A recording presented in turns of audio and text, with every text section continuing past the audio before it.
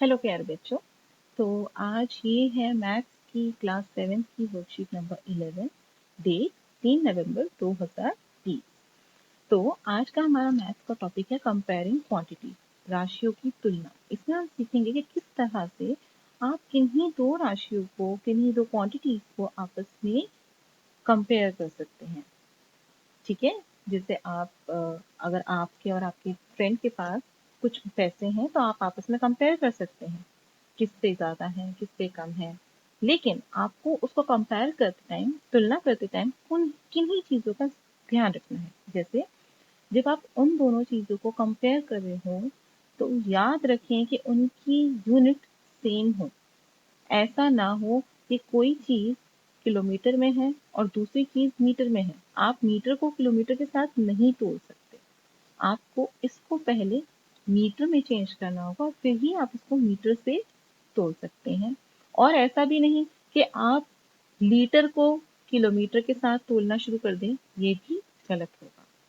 ठीक है। दूसरी चीज, जब आप तोलते हैं तो आपको एक रेशियो का सिंबल है जो इंट्रोड्यूस किया जाता है। वो ऐसे दो बिंदु होते हैं, एक के नीचे एक, इसको हम बोलते हैं रेशियो और हिंदी में कहते हैं अनुपात। तो ये होता है आपकी तुलना का चिन्ह, तुलना का सिंबल। ठीक है। इसके अलावा जो आपको ध्यान देना है वो ये कि आप कन्वर्ट कैसे करते हैं, एक राशि को दूसरी राशि में कैसे कन्वर्ट कर सकते हैं। तो आपको याद रखना है कि 1 रुपए में 100 पैसे होते हैं, एक दिन में 24 घंटे होते हैं, 1 घंटे में 60 मिनट होते हैं, 1 किलोमीटर में 1000 मीटर होते हैं। बच्चे काफी बार इसके अंदर 100 लिख के आ जाते हैं और वहीं गलती हो जाती है। 1 मीटर में 100 सेंटीमीटर होते हैं, 1 लीटर में 1000 मिलीलीटर होते हैं और एक डजन या दर्जन में 12 कुल गिनती होती है। ठीक है। इसके बाद हम देखेंगे जो इसके अंदर क्वेश्चन दिया हुआ है।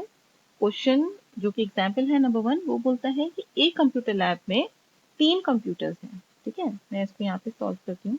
एक कंप्यूटर लैब में कंप्यूटर कितने हैं? 3। और उन 3 कंप्यूटर पे कुल 6 बच्चे बैठे हैं। ठीक है ना, 6 स्टूडेंट उन 3 कंप्यूटर पे पढ़ रहे हैं। तो इसका मतलब एक कंप्यूटर पे कितने स्टूडेंट बैठे हैं? एक कंप्यूटर पे कितने स्टूडेंट बैठे हैं? यानी 3/6 यानी 1/2। तो वो कह रहा है कि कितने कंप्यूटर्स चाहिए 24 बच्चों के लिए। तो 24 बच्चों के लिए कितने कंप्यूटर्स चाहिए?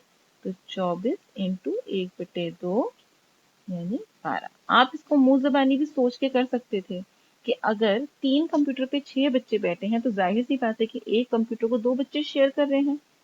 तो अगर 24 बच्चे हैं तो आधे कंप्यूटर्स होंगे, क्योंकि एक पे तो 2 बैठे हैं। तो आंसर आया आपका 12। अगला क्वेश्चन वो कहता है कि राजस्थान की जनसंख्या पॉपुलेशन 570 लाख है। राजस्थान की जनसंख्या पॉपुलेशन 570 लाख है और यूपी की जनसंख्या 1660 लाख है।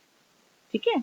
अब वो कह रहा है कि यूपी का, कि राजस्थान का जो एरिया है लैख पर किलोमीटर स्क्वायर, वो है 3 लाख किलोमीटर स्क्वायर का।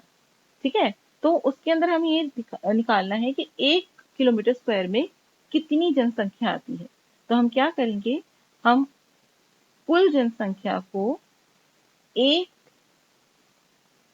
3 से भाग करेंगे और हमारे पास आ जाता है 190 लाख। यानी 1 किलोमीटर स्क्वायर में हमारा 190 लाख जनसंख्या आती है। और इसी तरह हमसे यूपी में निकालेंगे। यूपी में हम टोटल लिखेंगे 1660 और उसको भाग कर देंगे। क्या बता रहा है वो? यूपी में 2 लाख किलोमीटर स्क्वायर है, तो 2 से भाग करेंगे और आंसर आ जाएगा हमारा 830 लाख। यानी यहाँ पर 1 किलोमीटर स्क्वायर में 830 लाख लोग रहते हैं। किसमें? यूपी में। और राजस्थान में 1 किलोमीटर स्क्वायर में 190 लाख लोग रहते हैं। तो बताइए, क्वेश्चन बोल रहा है कि बताइए कि किसमें कम रहते हैं। तो किसमें कम रहते हैं? राजस्थान में। ये तो आपके एग्जाम्पल्स थे, बेसिक थे। अब हम क्वेश्चन देख लेते हैं। ओके, अनुपात निकालिए, रेशियो निकालिए। 5 रुपए का 50 पैसे से। पहले तो आप ये देखिए, एक तरफ में आपको दिया है रुपए, और एक तरफ उसने आपको दिए हैं पैसे। तो पैसे और रुपयों को आप डायरेक्टली नहीं निकाल सकते, आप पहले रुपयों को पैसे में कन्वर्ट करेंगे, और उसके लिए आपको पता होना चाहिए कि 1 रुपए में कितने पैसे होते हैं। 1 रुपए में आपके 100 पैसे होते हैं। तो 5 रुपए में आपके कितने पैसे होंगे? 5 रुपए में आपके 500 पैसे होंगे। तो अब आप पहले आप क्या करेंगे, आप 5 रुपए को 500 पैसे से कन्वर्ट करेंगे, और यहाँ आप लिखेंगे 5 रुपए की जगह 500 इस टू 50। आप पी का साइन नहीं डालेंगे, ठीक है, पी का साइन आप नहीं डालेंगे। जब आप रेशियो या अनुपात निकालते हैं तो उसमें आप चिन्ह, ये जो पीछे आपका यूनिट होता है, मात्रक होता है, वो नहीं लिखते हैं। आप सिंपली 500 इस टू 50 लिखेंगे, ठीक है। 0 से 0 कटा, आया नीचे 50 इस टू, इसको पढ़ा जाता है इस टू 5। अब ये दोनों 5 से भी भाग हो रहे हैं, ये जाएगा 10 पे, ये जाएगा 1 पे, और आंसर आया आपका 10:1। बहुत आसान है, सबको समझ आ गया होगा। Okay, question number 2। 15 किलो को 210 ग्राम में कन्वर्ट करना है। फिर से अब आप देख सकते हैं कि यहाँ पर आपका किलोग्राम है और दूसरी तरफ आपका ग्राम है। तो आप बड़ा क्या है, ये है बिग और ये है स्मॉल क्वांटिटी। तो आप बिग को स्मॉल में आसानी से कर सकते हैं, पर आपको इसके लिए पता होना चाहिए कि 1 केजी में कितने ग्राम होते हैं। 1 केजी में 1000 ग्राम होते हैं। तो आपके 15 केजी में कितने ग्राम होंगे? 15 केजी में 15,000 ग्राम होंगे। सिंपल। तो अब आप 15 केजी की जगह लिखेंगे 15,000, क्योंकि ये भी ग्राम में और 210 भी ग्राम में। 210 इस तरफ और बीच में रेशियो अनुपात का साइन, ठीक है। अब 0 से 0 काट दें बिना सोचे समझे, यहाँ नीचे उतार लिया 1500 इस टू 21। ये जाएगा 3 से, यहाँ 3 से कैसे गया, ये हो गया 500, और ये कटा आपका 7 पे टू 7, और यही आपका आंसर है। इससे ज्यादा हम इसको काट नहीं सकते, रिड्यूस नहीं कर सकते। So this is your answer, very simple. Come to next question. Okay, तो अब आप नेक्स्ट क्वेश्चन पे देखिए, 9 मीटर को 27 मीटर के साथ तोलना है। तो फिर से वही मसला आ गया, मीटर है और उसको हम कन्वर्ट करेंगे सेंटीमीटर में। इसके लिए फिर से आपको पता होना चाहिए कि 1 मीटर में कितने सेंटीमीटर होते हैं, 100। आपको वो जो फर्स्ट पेज पे वर्कशीट के अंदर टेबल दी है, उस टेबल को बहुत अच्छे से अपने अंदर बिठा लेना है। वो बहुत बेसिक है और बहुत इंपॉर्टेंट है, ठीक है। तो 1 मीटर में 100 सेंटीमीटर होते हैं। इसी तरह से 9 मीटर में कितने सेंटीमीटर होंगे, 9 इंटू 100, यानी 900 सेंटीमीटर, ठीक है। 9 मीटर में आपके 900 सेंटीमीटर होंगे। अब हम 9 मीटर की जगह लिखेंगे 900, ताकि हम सेंटीमीटर में ही काम करें। 27 की जगह 27 ही आएगा, क्योंकि वो ऑलरेडी सेंटीमीटर में है, और यहाँ भी बीच में आ जाएगा आपको कंपेयर का साइन, जो कि है रेशियो अनुपात। आप देख सकते हैं ये तीनों आपके किससे जा रहे हैं, 3 से जा रहे हैं। तो ये आ जाएगा आपका 300, और 27 आपका कटेगा 9 पे। फिर से ये आपका 3 से जाएगा, ये आ गया 100, और ये हो जाएगा 3। आपका आंसर आया 100:3। कितना आसान है ना, बिल्कुल ऐसे जैसे आप फ्रैक्शंस करते हैं और रिड्यूस करते हैं, उसको बिल्कुल वैसे ही। Okay, next question. 30 days to 36 hours। अब फिर से दिन और घंटे हैं, आप चाहे घंटों को दिन में करो या दिन को घंटे में करो। आसानी इसमें है कि आप बड़े को छोटे में कन्वर्ट कर दो, नॉर्मली मल्टीप्लाई करना पड़ेगा। तो आपको पता होना चाहिए कि 1 डे यानी एक दिन में कितने घंटे होते हैं। एक दिन में होते हैं आपके 24 घंटे, ठीक है ना। एक दिन में आपके 24 घंटे होते हैं। तो आपके 30 डेज में, 30 दिन में कितने घंटे होंगे, तो वो जगह 30 इंटू 24, 30 इंटू 24 आपका होगा 720 आवर या घंटे, बात एक ही है, ठीक है। तो आप 30 डेज की जगह अब लिखेंगे 720 आवर्स, ठीक है।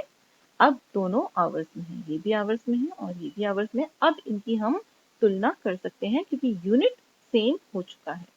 तो तो अब हम यहाँ लिखेंगे 720 इस टू, जी हाँ 36। अब इसको हम काटेंगे, हम 2 से काटेंगे इसको तो ये आ जाएगा 36, और जब इसको 2 से काटेंगे तो ये आ जाएगा 18। मैं डायरेक्ट भी कर सकती हूँ पर मैं आपको स्टेप बाय स्टेप काट के दिखा रही हूँ, ठीक है। तो ये हो जाएगा 360 इस टू 18। फिर इसको हम फिर से 2 से काट देंगे और ये हो जाएगा 180 और ये हो जाएगा 9। और अब हम इसको काटेंगे 9 से, ये हो जाएगा 1 और ये हो जाएगा 20। इससे ज्यादा हम इसको काट नहीं सकते क्योंकि 1 आ चुका है, ठीक है। आंसर है आपका 20:8। Very simple. इसके बाद last question, can you give any other example where we use proportion in our daily life.